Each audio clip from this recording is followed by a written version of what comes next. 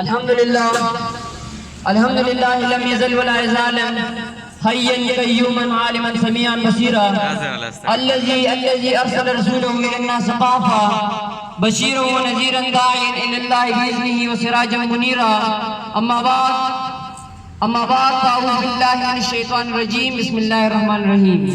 محترم پرنسپل صاحب اور میرے قابل قدر اساتذہ کرام اور میرے عزیز ساتھیوں، السلام علیکم. الدین کلہ ادب، بے ادب محروم گشت اسپز لرا. اپنی تقریر کی عنوان پر جانے سے پہلے اسکول حاضر کی انتظامیہ کا انتہائی مشکور ہوں کہ انہوں نے ہمیں اپنے اظہار حیات کرنے کے لیے ایسا سنہری موقع فراہم کیا. آج مجھے جس موضوع پر لب کشائی کا موقع ملا ہے اس کا عنوان ہے بعد بانصیب بے ادب بے نصیب.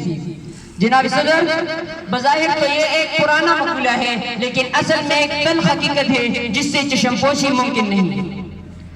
ذرا غور کیجئے بظاہر انسان اور جانور میں کیا فرق ہے. تمام حیالات کی تقاضوں سے ہٹ کر بھی دیکھیں تب بھی کیا فرق ہے. جی ہاں، انسان اور جانور میں اگر کوئی فرق ہے تو وہ ہے ادب اور شعور. یہ وہ بیش قیمت تحفہ ہے جو اللہ تعالیٰ نے انسان کو بطور خاص عطا فرمایا. یونان کے لائسن ہو یا اسکندریہ کے رصدگاہ ہندوستان کے اشرم ہو یا ایران کے معبد بصر و بغداد کے مدارس ہو یا لکھنؤ کے محافل، ادب، علم و حکمت ہر جگہ صرف یہی نام نمایاں ہوتا ہے جنہوں نے اپنے اساتذہ کا ادب اور احترام کیا ہو. بقول شاعر، خاموش اے دل بری محفل میں چلانا نہیں اچھا، خاموش اے دل بری محفل میں چلانا نہیں اچھا، ادب پہلا کرینہ ہے محبت کے کرینوں میں. علی وقار، دنیا میں بانصیب کون ہے؟ سرمایہ دار، حکمران، بادشاہ، وزیر و مشیران سلطنت یا بڑے بڑے افسران بیوروکریٹ ہے؟ بانصیب کون ہے؟ بانصیب وہ ہے جن کے اسماء گرامی اور رات کے تاریخ میں ہمیشہ کے لیے محفوظ کر کے ان کے ادب میں امر ہے. علی وقار، ادب کی مثالوں میں مشہور ترین مثال حضرت اسماعیل علیہ السلام کی ہے، جنہوں نے اپنے والد محترم حضرت اسماعیل علیہ السلام کے حکم پر اپنی جان کا تحفہ موت کی چشتی میں ڈالنے کا ارادہ کر لیا. یہ فیضان نظر تھا یا مکتب کی کرامت تھی. سکھایا کس نے اسماعیل کو آداب فرزند دی. قرآن کی عظمت کو ترازو میں نہ تولو، قرآن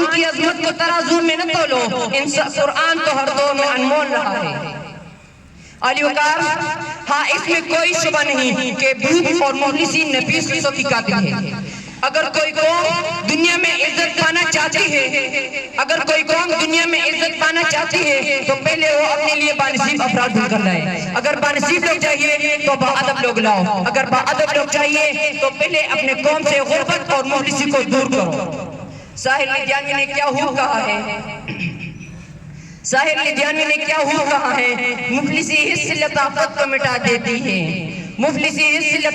مٹا دیتی ہے، بھوک ادب کے سانچوں میں نہیں ڈل سکتی. اپنا تقریر ختم کرنا چاہتا ہوں حضرت علی رضی اللہ عنہ کے ایک قول پر کہ جس نے مجھے ایک لفظ سکھایا وہ میرا استاد ہوا.